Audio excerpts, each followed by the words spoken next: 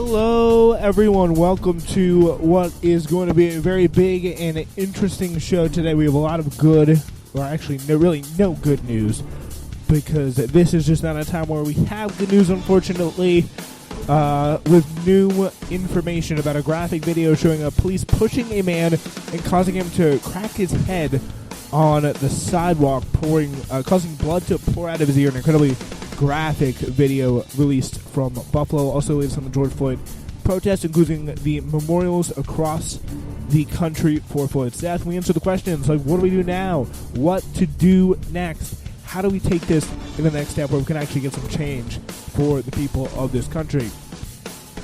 And we also take a look at how the brands and the media will be handling this situation. But of course, do want to start at the top today with this big piece of news and big piece of video, which is probably going to be very much on the media in a short period of time. This just happened about an hour, probably like an hour after the release of the tweet.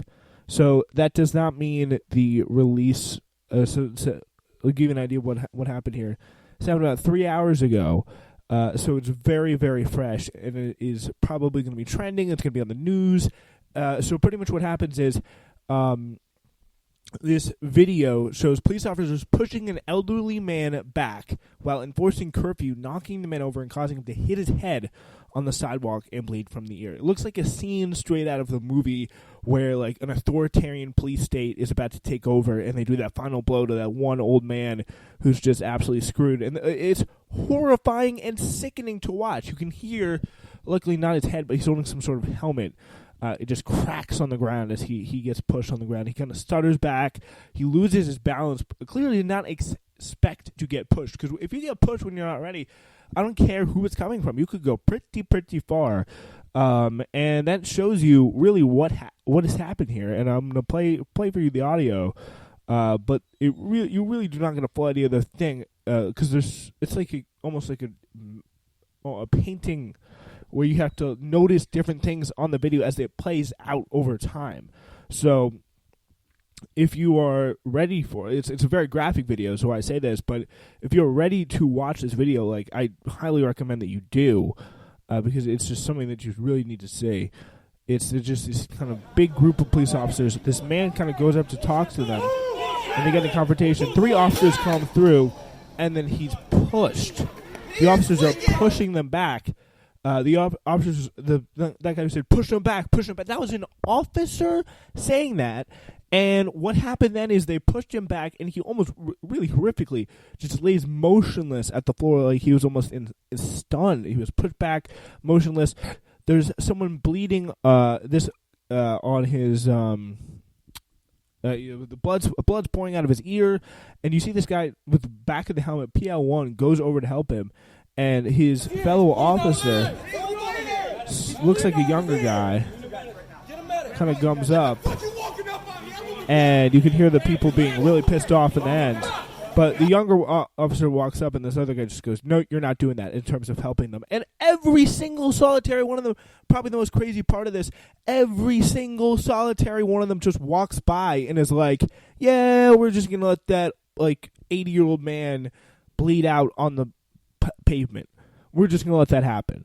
And yeah, it's just like they don't even look at him. It's like they're not. It's horrifying. It's horrifying to think that we have people like that who are that committed to upholding such a crazy way of doing things. So yeah, that's another thing that's just coming into people's attention right now, that we should definitely take a moment to update you on. So, just want to tell you about that. But we talked to some of the other things that we need to know. Curfews are relaxed, and the push for change is still continuing as violence is easing. As violence eases, the curfews are relaxed again. But this somber and defiant memorial really today for George Floyd in Minneapolis gave way to a 10th night of protests on Thursday as thousands of demonstrators again poured into the nation's streets, crowning the city halls in Seattle and marching across Brooklyn and across the Brooklyn Bridge.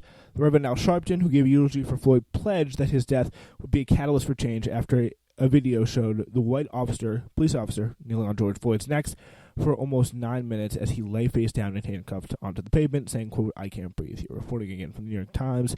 The tone of the protest on Thursday was largely mournful after more than a week of crowds burning grief and anger over the death of Floyd and other black Americans have spurred calls for criminal justice reform. And you've seen things happen in a way that they really haven't happened before.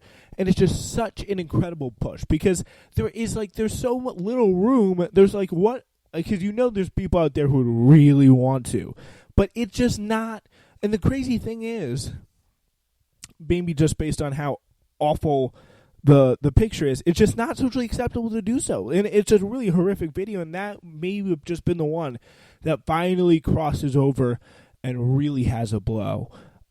So hopefully, and it's just, we've been seeing these videos happen so much for so long, since Ferguson. And before that, there's been police violence way before Ferguson. But this was kind of when the modern era of Black Lives Matter was formed, in this whole new era of police brutality and African American police relations began. That really shows you how much of a big impact that this had. Fueling the anger on Thursday, an investigator in the death of Ahmaud Arbery, a black man who was fatally shot after being chased by 3 white men in suburban Georgia, said one of the suspects had used a racial slur in the shooting. So that is something that is probably not that surprising to anybody who probably had their own preconceived notions about what 2 Southern farm boys were doing, chasing a jogging black man in the kind of backwoods of Georgia. That's a story that is, at least in the northeast of the country, I'll tell you, it's very often repeated, or at least something similar to that. And so you can kind of tell that this was a situation that was a classic no good situation, really kind of exemplifying the worst of the South. And it really brings back to the culture of let's go string them up KKK style. It's really horrific, but the developments also came as curfews. On the other hand, violence has abated as the protests had become largely peaceful in recent days. So curfews from Louisville, Kentucky to Seattle, Washington have been lifting nightly curfews after protests there had become largely peaceful once again. Reporting here for the New York Times, New York, the police cornered and arrested dozens of peaceful protesters in Manhattan and the Bronx who were violating the city's curfew.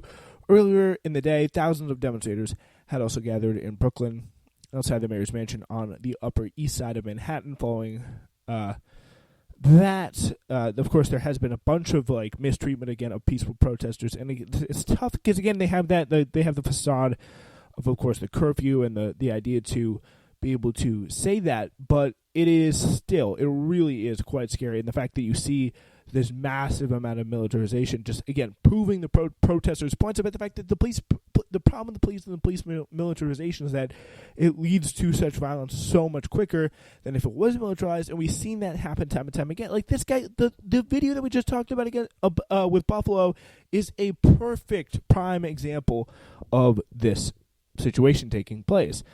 In Nashville, the Black Lives Matter movement held a protest at the Bicentennial Mall. Demonstrators marched to the National Museum of African American Music, which is scheduled to open this year, before a procession made its way to the state capitol. In Jamaica Plain, a silent vigil was held to protest racial injustice, where the city's mayor, Maddie Walsh, led a moment of silence for 8 minutes and 46 seconds. So at least Boston having a chill response to this one. Of course, 8 minutes and 46 seconds was how long the officer's neck was on George Floyd, very sadly. In Asheville, North Carolina, the city's police chief, David Zack, apologized after officers in riot gear destroyed a medical station at the site of a protest this week. And again, it's at least we're seeing, this sounds like so bad and sounds so depressing and so defeatist, but you are noticing at least a change of people, like they're actually having to release statements. When before that just was not the case. We didn't see people even releasing statements, but they didn't even have to answer for it in the public press. It was not something that they even had to answer for. And the fact that they're releasing statements, the fact that they're suspending the Buffalo officers are already suspending, it really shows you, or been suspended, I think, which isn't really saying too much. But I think it's really been a big product of the fact that, because again, of course, you can be real out on the job very, very, very easily. But it's a real big testament to the power of people paying attention, the power of people being like, we're not going to be cowed by tricks of the state to be like, well, here's your little bone. Here's the thing that looks like change, but in actuality will change nothing. It'll just lead you right back here 6 months, a year, 2 years from now. But it shows you that they are really going to push hard on this, and it's very, very, very encouraging. So, Chief Zach called the episode an embarrassment and saying, quote, "For these actions, I'm truly sorry." Like, these are things that, like, if troops did them, they'd probably be accused of, like, breaking international law and, like, the GDP, because you cannot do that. You can't come after medics and water supplies. It's just ransacking a triage station like this. It's really just disgusting behavior. In our nation's capital, we have Mayor Muriel Bowser saying that there would be no curfew on Thursday night, despite President Trump encouraging shows of force from the military and law enforcement to crack down on protests, which, of course, really what is we are seeing come in very clearly, I think, a perfect appeal, and really the attempt is, I think, to appeal to suburbia, appeal to the same people who he is in danger of losing, and really that suburban fear he wants to have and really harness the kind of Nixon Law and Order silent majority type people who wanted to stop the upsurge of quote unquote black crime and the worried about the advancement of black people in higher positions. He played off that and was able to do quite well. Of course, this is in the wake of the 1968 riots. He's trying to pull off a similar situation here, which is, I mean, it really isn't a bad idea if he was at all competent, which he is not. So, that is what's going on in D.C. He's U.S. Ambassador to India as well. Ken Juster apologized after a statue of Mohandas Gandhi, who is a symbol of peaceful resistance, was vandalized with graffiti outside the Indian embassy. So, that is quite something. Santa Monica, California, in L.A., L.A. County, an LA curfew had been widely criticized after it was lifted on Thursday. The decision came as more than 3,000 people have been arrested in the nation's second largest city since the protests began last week. Most of the arrests were for curfew violations, with the offenders issued citations and released. There was demonstrators in several places in the county, demonstrations including Santa Monica and Salt Lake City. A man who pointed a bow and arrow at demonstrators and who brandished a knife during the protests last week was charged with 2 felony weapons counts and 1 count of aggravated assault. The county's district attorney said the county's district attorney said the charges, but the man, whose name was Brendan McCormick, he drove his car into the crowd and said, "Yes, I'm American, all lives matter." The crowd beat him up and set his car ablaze. Oops. That's a mistake. It's just called common sense and not wanting to provoke a crowd of angry people. And he's also a racist. So there's that. That is going to be pretty much your latest piece of news there on the protest. Of course, all reporting there from the New York Times and the stuff about the Buffalo incident was the BuzzFeed. What was reporting on. The New York Times actually did cover it to give them credit, but not first, as they had kind of a recap of the day up. Coming up next, we delve into some pieces and we debate what do we do now. We're also going to be talking about how the brands and the media are handling this situation. I think it's going to be very, very fun and interesting discussion. So please stick around after this little word.